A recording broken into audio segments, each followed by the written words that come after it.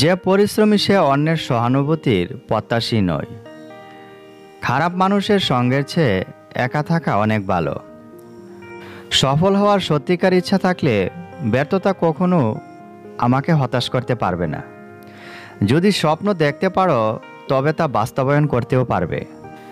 যেখানে লক্ষ্য নেই সেখানে আশাও নেই। আমার অভিধানে অসম্ভব নামে কোনো শব্দ নেই। টাকার বিনিময়ে শিক্ষা অর্জনের চেয়ে অশিক্ষিত থাকা ভালো।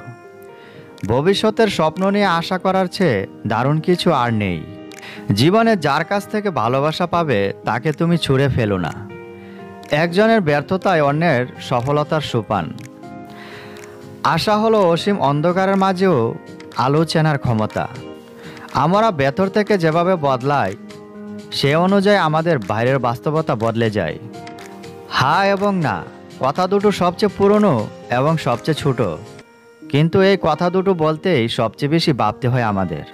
1 বছরের মূল্য বুঝতে চান তাকে জিজ্ঞেস করুন যে পরীক্ষায় পাশ করতে পারেনি। সে ব্যক্তি মুমিন নয় যে নিজে তৃপ্তি সহকারে আহার করে অথচ তার প্রতিবেশী অনাহারে থাকে। জীবনটাকে নতুন করে আবিষ্কার করার জন্য কখনো কখনো সব ছুঁড়ে ফেলে হারিয়ে যেতে হয়। অন্ধরা দেখতে না পেলেও আলো আলোই থাকে, সে অন্ধকার হয়ে যায় না। সুখী জীবনের জন্য খুব অল্প কিছুর প্রয়োজন। এটা তোমার মধ্যে আছে, এটা তোমার ভাবনার ধরন।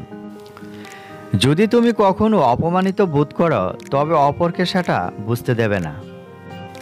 শান্তি কখনোই শক্তি প্রয়োগ করে আনা যায় না, একমাত্র বোঝাপড়ার মাধ্যমেই তা সম্ভব।